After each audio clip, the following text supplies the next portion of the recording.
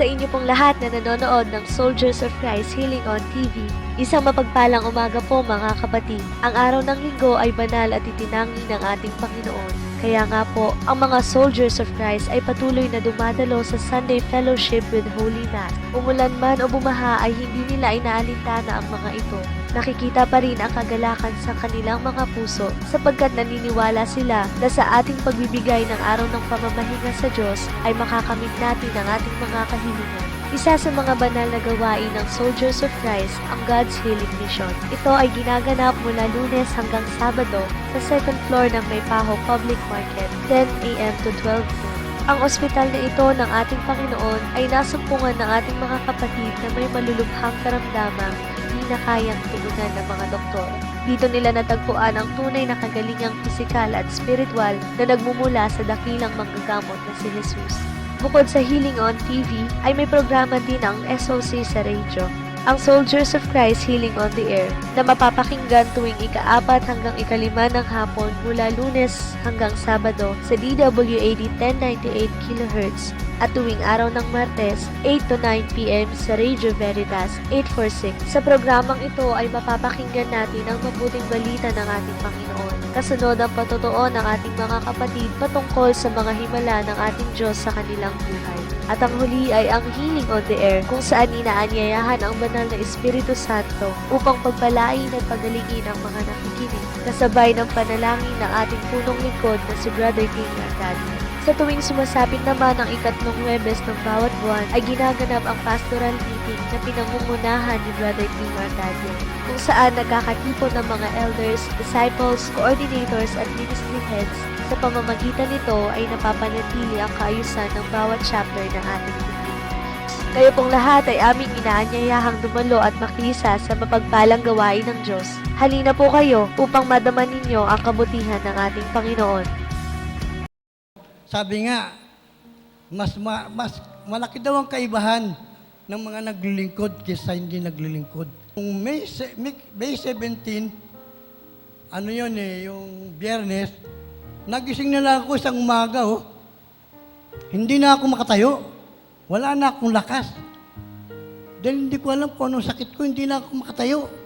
Pati yung braso ko, hindi ko na rin maitukod. Hindi na ako makaupo, saka makatayo. Tapos sabi ng asawa ko, saka ng anak ko, dadalhin ka namin sa ospital.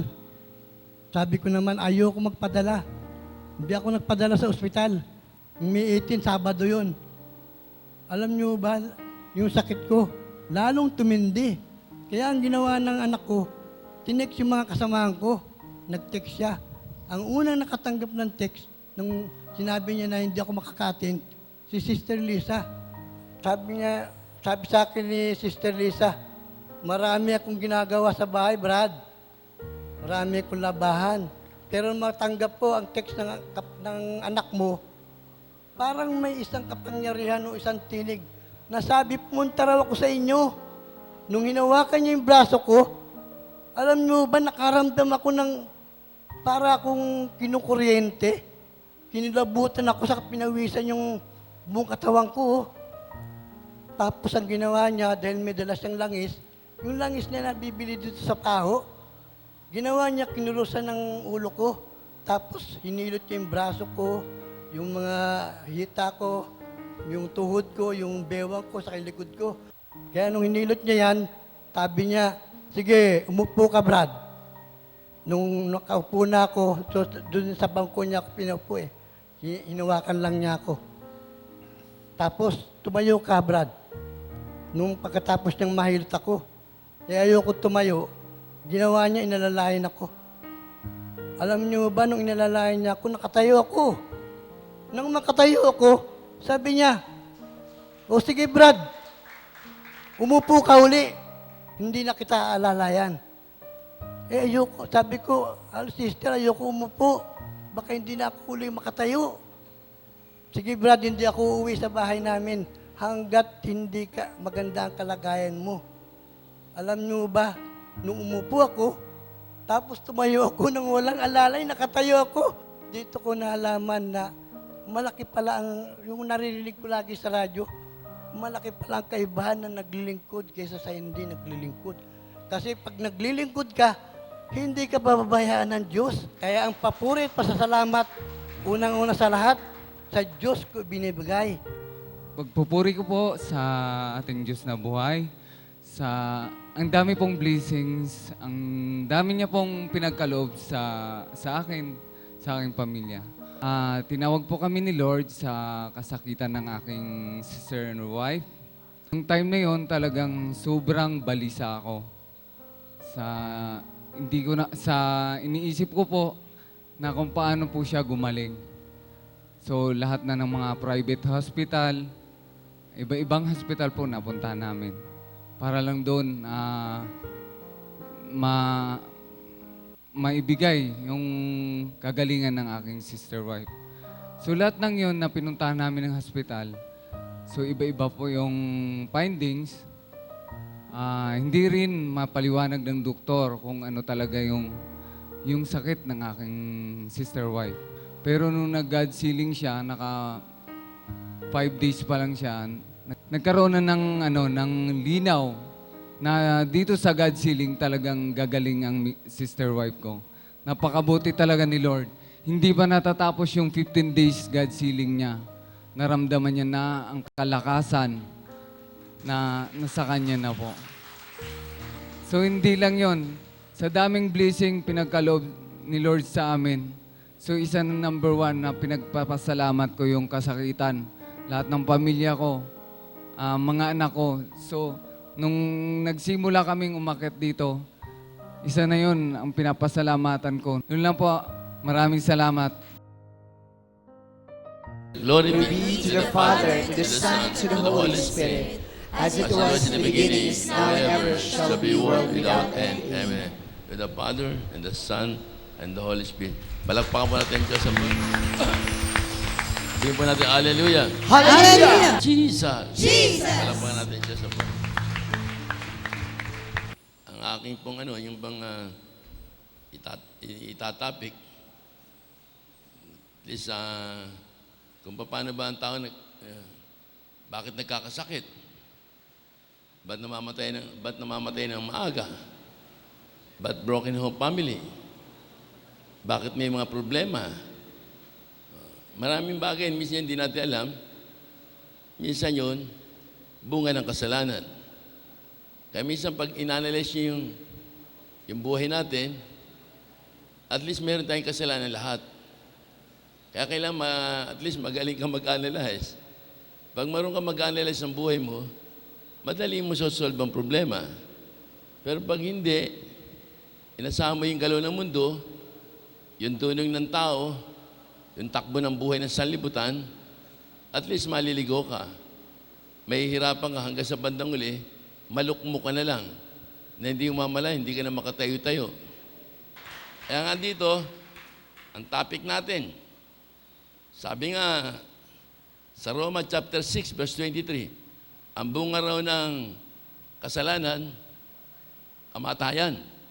Kaya pag ang tao nagkasala, bunga kamatayan. Pero ang bunga naman sa buhay na wala hanggan, yung susunod sa kalooban ng Diyos. Tingnan bandang uli, basahin natin sa Bilang, chapter 12. Walang sina Moises, Aaron at Miriam, ay tinawag ni Yahweh. Sinabi niya, magpunta kayo tatlo sa tol ng tipanan. At nagpunta nga sila. Si Yahweh bumaba sa anyo ng haliging ulap at lumagay sa pintuan ng tol ng tipanan. Tinawag niya si Aaron at Miriam. Paglapit nila, sinabi niya, pakinggan niyo ito. Kung sino man nais kong hirangin, propeta, na pakikita ko sa kanya sa pangitain at kinakausap ko siya sa panaginip.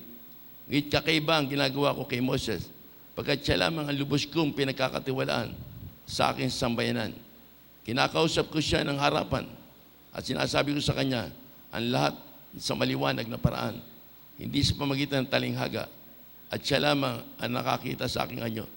Bakit kayo nag-uusap laban sa kanya? Pagkasabi niya, galit na umalis si Yahweh. Nang mawala na ang ulap sa ibabaw ng toldan, sa tipanan, si Miriam ay namuti sa ketong. Nang makita ito ni Aaron Sinabi niya kay Moses, kapatid ko, isinasama ko, huwag mo kaming parusahan dahil sa aming kamangmangan at kasamaan. Palakpakan natin sa salita ng Diyos sa buhay. Praise the Lord. So, si Miriam nainggit lang. Hello? Kaya bawal ang inggitero. Bawal ang inggitera. Kaya kayo, pag halimbawa, hirang ng Diyos, propeta ng Panginoon, o kaya coordinator, disciple, elders, siniraan nyo, winasak nyo, kamatayan na naging kaparusahan. Kayo man, kayong coordinator, huwag nyo sisiraan ng mga coordinator. Ang mga kapatira natin na gumaganawa ng kabutihan para sa Diyos sa buhay, pananagutan po ng iba yun. Pagka kayo nagsisiraan, ang Diyos ang gaganti. Diba sabi ng Panginoon, forgiveness is yours, vengeance is mine. Sa inyo ang pagkapatawad, sa akin ang paghihiganti. Palakpakan natin sa salita ng Diyos. Kaya nakakatakot na Kaya minsan ito nyo hindi lang tumatanggap ng Mama Mary. Hello ordinary kayong mga coordinator. Hindi tinanggap niyo ang Mama Mary nyo. Di ba sabi ng Panginoon, pagpag niya yung paa nyo. Hindi na nga natin pinapagpag. Napaparusahan po hindi tumatanggap. Ilan na yung hindi tumatanggap na nabalitaan ko na naparusahan, nasunog ang bahay, nagkaroon ng cancer, nagpakamatay. Marami pong ganun. Kaya kayo man, hindi tanggapin ng Mama Mary nyo, o kaya binastos, binaliwala, kaparusahan darating sa kanila. Dahil kayo, naglilingkod kay Lord, mahalagang mahalaga kayo sa paningin ng Diyos sa buhay. Pero Samuel, bakit niyo ako pinag-iimbutan? Ang mga alay at handog sa akin, mas ginagalang mo pa yata ang iyong mga anak kaysa akin. Ba't mo sila pinapabayang mapasasa sa pinakapiling bahagi ng mga handog sa akin? Pag ikaw talaga sumunod sa niya, sa kanyang utos, kasi sa kanyang utos yun, hindi naman sa atin yun. Bandang huli, ang Diyos pag sumunod ka sa kanya, pagpapalain ka. Hindi ka naman paghihirapin. Sundin mo yung kanyang kalooban. Mapupunan mo yung anak mo, may trabaho. Mapupunan mo lang, maluwag na buhay mo. Mapupunan mo lang, may mga taong magbibigay sa iyo, mga pamilya mo. Mapupunan mo lang, mga anak mo nakatapos sa pag-aaral. Paano nga, tinupad mo yung utos ng Diyos sa buhay? Hindi mo siya dinaya. Ang Diyos ang magbibigay sa iyo. Hindi naman kayo dadaya. Ang Diyos, basta nakita niya, at yung nagbigay ng yung babaeng 2 kusing lang hinulog. Sabi ng Panginoon, pagpapalain yung babaeng balo nyo. Kahit 2 kusing lang, binigay pa sa Diyos. Hanggang sa ngayon, pinagpapala pa yon. Pero yun ang daya, hanggang sa ngayon, pinarurusahan pa pag hindi marunong humingi ng tawad sa Diyos. Hello? Minsan kaya ako nasasabi to, nakakawa iba. Pag hindi ko sinabi, napaparusahan, naghihirap, maraming problema, namamatayan. Samantalang, yun namang maliit na halaga yun, na pinag-interesa mo. Ang laki lang, kung hindi ka mag-interest, sa maliit na bagay, naging tapat ka, papalitan ng Diyos yun, 100 ibayo. Mapupunan mo na lang. Bandang uli, maluwag na buhay mo. Dahil nakita ng Panginoon, tapat ka sa Kanya. Ang Diyos ang magsusukli, hindi ako, kundi ang Diyos ang magbibigay sa inyo ng malaking halaga. Dito sa 2 Samuel, chapter 12. Ito po ang sinasabi. Sinugo ni Yahweh kay David si Propeta Nathan. Pagdating doon ay sinabi niya, sa isang lungsod ay may 2 lalaki, mayaman ang isa at ang isa'y dukha. Maraming kawan at bakahan ang mayaman, samantalang ang dukha ay may isa lamang munting babaeng tupa. Inalagaan niya ito at pinalaking kasama ng kanyang mga anak. Pinapangako niya itong parang anak niya na babae. Isinasalo sa pagkain at pinaiinom. Minsan may manlalakbay na naging panauhin ang mayamang nabanggit. Sa halip na sa kanyang kawan kumuha ng hayop na papatayin, ang kaisa-isang tupa ng dukhang iyon ang kanyang kinuha, at iyon ang inihanda niya para sa kanyang panauhin. Napasigaw sa galit si David, narinig tayo ni Yahweh, ang taong iyo'y dapat na mamatay. kailangang magbayad siya ng 4 na ibayo sa kanyang ginawa, sapagkat inapi niya ang dukha. Sinabi agad ni Nathan kay David, "Kayo ang lalaking iyon. Ito ang sinabi sa inyo ni Yahweh, ng Diyos ng Israel. Itinalaga kitang hari sa Israel. Iniligtas kita sa kamay ni Saul. Ibinigay ko na rin sa iyo ang sambahayan at mga asawa ng iyong amo, pati ang sambahayan ni na Israel at Juda. At maibibigay ko sa iyo ang higit pa riyan. Bakit mo pinaglaruan ang salita ni Yahweh at gumawa ka ng labag sa kanyang kalooban? Ipinapatay mo na si Urias, kinuha mo pa ang kanyang asawa." Ito pa natin sa ng Diyos, kwento ko nila. Ayan ha. Kaya Haring David, sabi na, ang bunga kasi ng naroon po yung kahirapan, kasakitan, problema. Si Haring David, at least kinuha yung iisa na lang asawa ng tao, siya, libo-libo asawa niya, kinuha pa niya yung iisa na lang asawa. Kaya bandang huli, ang nangyari, nagalit si Yahweh. Isa na nga lang ang tupa nito, kukunin pa. Ikaw, ang dami-dami mong tupa. Di ba sabi ni Haring David, dapat patayin yung tao niyon. Hindi niya alam, siya pala yun. Ikaw yung tao niyon. Kaya yung mga taong nangaapi, nanlalamang, gahaman, ganit, bandang huli, pinarurusahan po ng Diyos sa buhay yun. Kaya, kagaya ng kay Haring David, ang nangyari sa kanya, yun yan, naparusahan siya. Humingi siya ng tawad. Pero yung anak niya, bago siya pinatawad, anak niya namatay. Kaya tayo, wag po tayong maging sakim, yung lalo yung mga nagmamanahan. Mga bagay na maliliit na bagay, lalo mga na isa. Gusto, kunin pa yung kanyang kabila. Yung magkakapatid, nakita niyo yung mag-iina, mag-aama, magkakapatid, pag sa partiyan sa lupa, lalo na milyo lang papartihin, tako, makikita mo. Makikilala ang talagang ang itim at puti. Pagsamahin mo magkakapatid, mag-iina, hindi ko nilalata, doon makikila sino itim, sino puti, pagtungkol sa pera. Hello? Palakpan. Marami pong nasira doon. Kailangan tayo mga anak ng Diyos sa buhay, nakapakikinig ng salita ng Diyos sa buhay. Karamihan sa atin, takot nang gumawa ng ganon. Karamihan sa atin, pinaubayan na natin. Kaya tayo, malaki ang chance natin maligtas ang puyo. Paano yung mga hindi nakakapakinig? Paano yung mga tao na sa pera nasisilaw? Kaya tayo, sanay tayo na itaas natin ng Diyos sa gitna ng mga asong gubat. Kaya nga, huwag tayong maging sakim, huwag tayong maging ganit, huwag tayong maging agawin natin ang asawa ng may asawa. Pananagutan po natin sa Diyos lahat yan. Amen? Hello? Palakpan natin Diyos sa buhay. Praise the Lord. Bilang, chapter 20. Wala silang nakuha tubig doon. Kaya nag-usap-usap sila labang kay Moises at Aaron.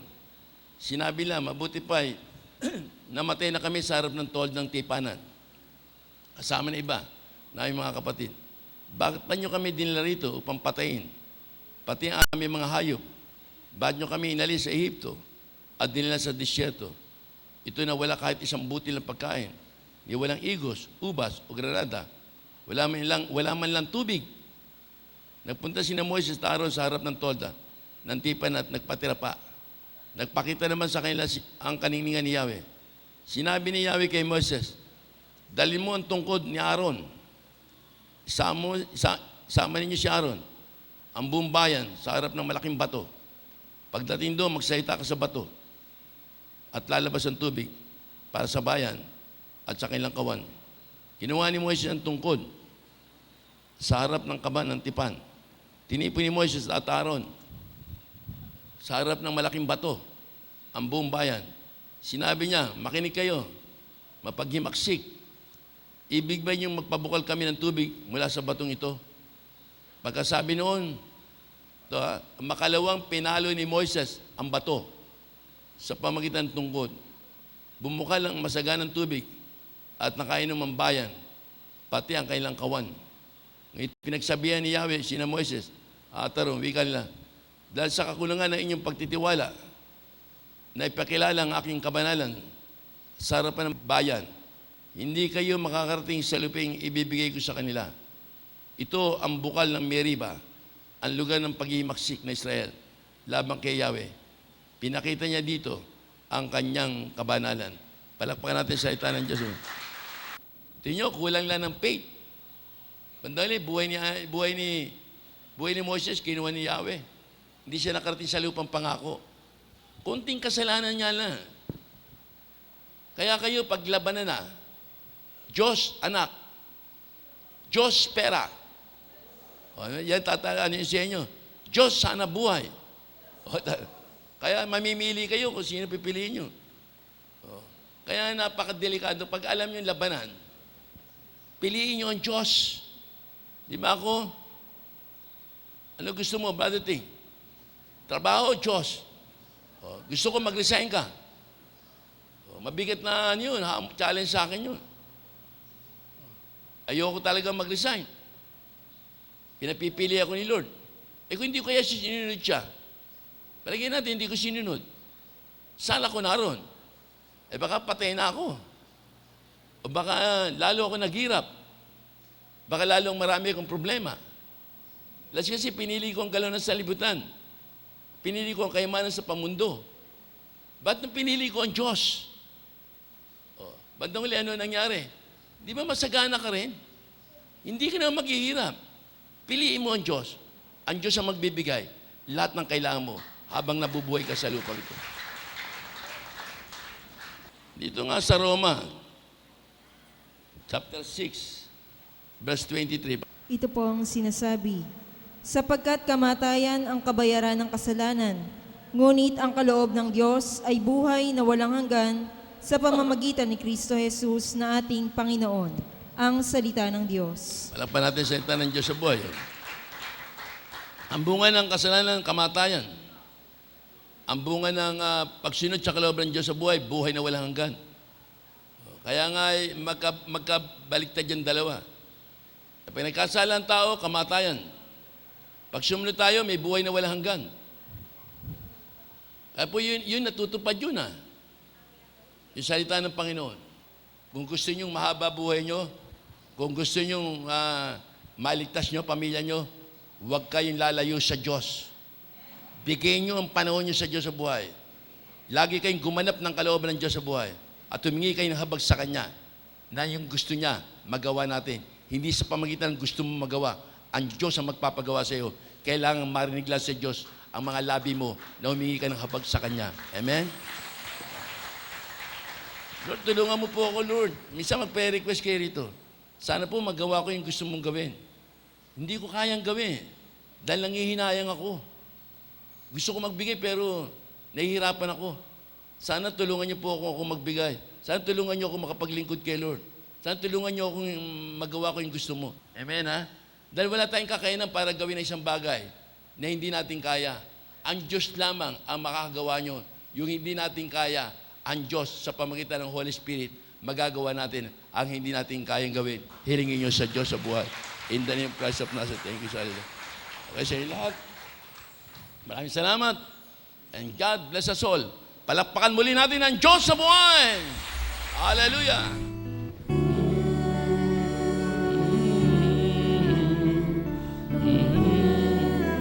Dakilang Ama ng makapangyarihan sa lahat. Pinagkalaw mo sa amin, Panginoon, na madama namin, Lord, ang bunga ng kasalanan, kamatayan. Salamat po sa mga lihim na panukala ng Diyos na kapag sumunod kami sa iyo, marubdob na pagpapala, masaganang pagkapala, ang tatanggapin ng bawat isa. Ang di namin pagsunod sa iyong kautusan, problema at kahirapan, kamatayan ang tatanggapin. Kaya Lord, maraming salamat sa pamagitan ng dilang apoy na ito. Ang munting ilaw na yan, nagsisilbing liwanag sa bawat isa sa amin na nagtuturo ng landas ng kabanalan upang matakpo namin ang tunay na liwanag na walang iba kundi Ikaw, Panginoong Hesus, na walang hanggang kaliwanagan, na siyang nagbibigay sa amin ng lakas para sumunod sa bawat bilin mo nung ikaw pa ay nasa lupang ito. Itinuturo mo sa amin ngayon sa pamagitan ng tilang apoy ang iyong mga salitang iniwan. 2,000 taon na lumilipas. Patuloy pang binibigay sa mga anak mo ang mga lihim na panukala ng Diyos. Kaya ngayon pala, Lord, maraming salamat na pinagkaloob mo sa amin na sa pamagitan ng Panginoon ng pagpupuri sa iyo at pagsamba, kasalanan pinatatawad. Sa pamagitan ng pagpupuyat namin, maraming kaluluwa na kaligtas. Kaya ngayon pala, Lord, maraming salamat. At winika mo rin, Panginoon, sasangkapan ko kayo ng kapangyarihan. Makagat kayo ng ahas, makainom kayo ng lason, hindi kayo mamatay. Ipapatong nyo ang inyong mga kamay sa mga may sakit at sila ay gagaling in the name of Jesus Christ of Nazareth. Sinabi mo rin, Panginoon, sabi mo, Ama, Lord, kamay mo to, hindi namin kamay. Kaya lahat po ng mga narito ngayon, inihiling po namin ipatong mo yung mapagpalang kamay. Itaiti mo sa bawat ulo ng mga kapatid namin nato. Lalo-lalo pa yung mga may sakit. Paagusin mo yung tubig at dugo na pinaagos mo sa maraming nilikha. Ganun din po sa amin, sa patuloy namin pagsamba sa iyo at pagpupuri. Ipagkalaw mo sa amin ang kagalingan ng aming mga sakit, mga problema sa aming tahanan. Ipagkalaw mo sa amin ang biyayang niya mula sa kalangitan. At winika mo rin, Ama, makapagpapalasyan mo sa mga espiritu in the name of Jesus Christ of Nazareth. Kaya espiritu ng kalaw ng kadiliman na siya nagbibigay ng kaguluhan sa bawat tahanan, na siya nagpapahiwalay sa mag-asawa, na siya nagbibigay ng mga bisyo, mga iba't ibang bisyo na pinagbabawal ng gamot, kagalitan, kapuotan sa bawat isa, pagkampi-kampi. At sa oras ito, Satanas, inuutusan ka namin, itinatali, itinatapon sa pinakamalalim na puso ng dagat in the name of Jesus Christ of Nazareth. We thank you, Jesus. We glorify the name of Jesus. Hallelujah. Hallelujah. Hallelujah.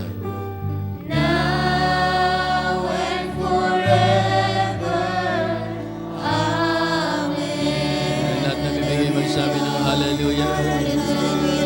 Hallelujah. Hallelujah.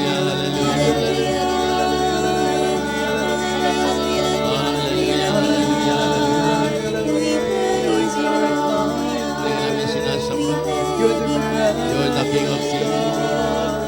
You're the Lord of Lords. You're the Creator of heaven and earth. You're the greatest physician. You're the anointed one.